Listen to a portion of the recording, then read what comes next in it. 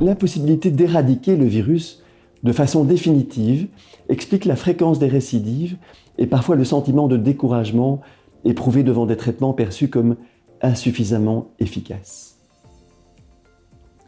La disparition spontanée des lésions dans les 2 ans peut justifier l'abstention thérapeutique si le préjudice esthétique est accepté par le patient.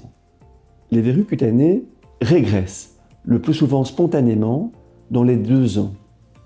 Dans certains cas, les lésions peuvent persister pendant plusieurs années, chez l'enfant comme chez l'adulte, sans autre conséquence qu'un préjudice esthétique ou qu'une gêne fonctionnelle. Le préjudice esthétique est le principal facteur motivant le recours à un traitement qui reste à ce jour purement symptomatique. En effet, aucun traitement ne permet aujourd'hui l'éradication du virus. L'objectif thérapeutique se résume donc à la destruction pure et simple des lésions visibles par diverses méthodes, aucune d'entre elles n'ayant fait preuve de sa supériorité à long terme par rapport aux autres. Il n'existe donc actuellement aucune recommandation privilégiant une méthode plutôt qu'une autre, et on peut ainsi indifféremment commencer par l'une ou l'autre technique et passer également indifféremment de l'une à l'autre. Le virus ne pouvant être éliminé de façon définitive et pouvant persister en zone périlésionnelle, les récidives sont fréquentes.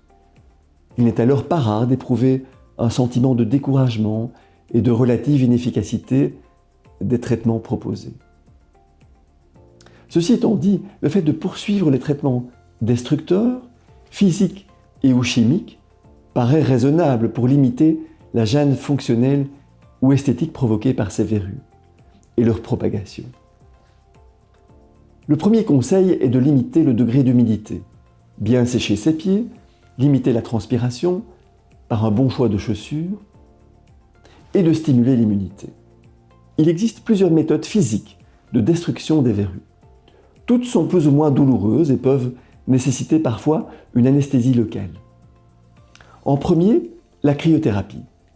C'est de loin la méthode la plus répandue en raison de son extrême facilité d'utilisation et de son faible coût. Elle consiste en l'application locale d'azote liquide.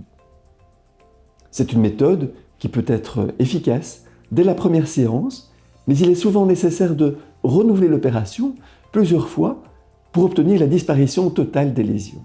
L'électrocoagulation, le curetage chirurgical ou la vaporisation au laser CO2 sont également parfois utilisés. Il existe également plusieurs méthodes chimiques, comme les kératolytiques, des préparations à base d'acide salicylique à des concentrations variant de 10 à 60%, associées ou non à de l'acide lactique et ou de l'acide trichloracétique, pouvant être appliquées quotidiennement sous pansement occlusif, fermé pendant 1 à 2 semaines pour désépaissir et décaper les verrues, surtout si elles sont épaisses.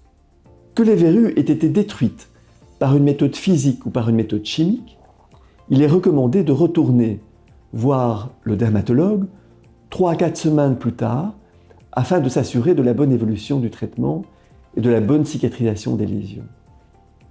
Il n'est pas rare que des séances supplémentaires soient proposées en raison d'une disparition incomplète des lésions. Un suivi mensuel ou tous les 2-3 mois par le dermatologue est recommandé jusqu'à la disparition complète des lésions.